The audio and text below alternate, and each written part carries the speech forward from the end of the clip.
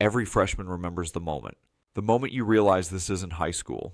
This isn't recruiting. This is Alabama. I met Leroy early. First day we went out in pads. I think they let the freshmen. I think we worked out in shorts maybe 1 or 2 days. The freshmen were the varsity was already when I got there.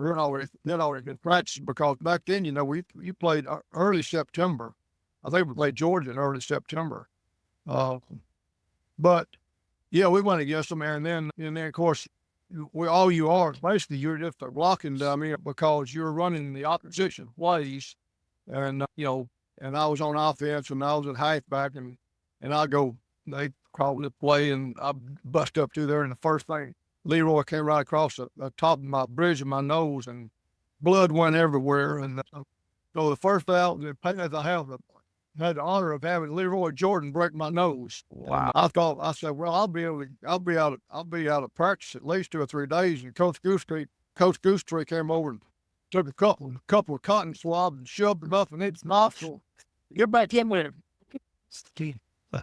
Oh gosh. I said, Well, tell me your first impressions of Coach Bryant when you arrived on. we had a freshman meeting with him, and I was there I think that there were 60, it was 64 or 67 of us. Wow. I ought to know that.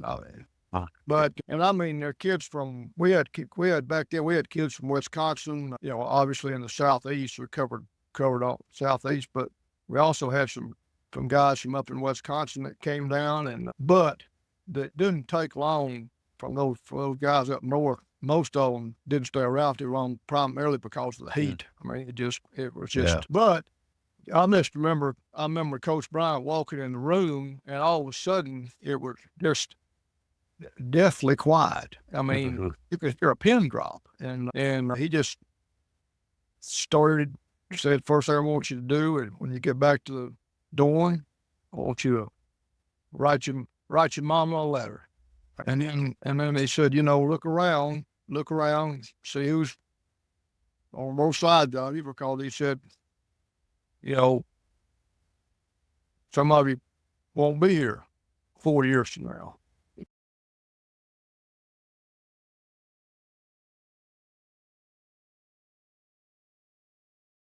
And no, I didn't dress at all. That 76, it was 3 years before I put on a uniform. 75 was with the JV team, 76 redshirted, and then 77 we opened with Ole Miss, and that was my first game. Of course, with everything the kids struggle with today and have to deal with, that would never fly. You're going to get to play in 3 years. They would have played first day on campus, and guys are good enough, man. I'll tell you what, that Ryan Williams, those guys, they come on campus ready. But we had some guys ready to play. Jeff and Tony, they played as freshmen. And like I said, Kelvin Croom was ready to play.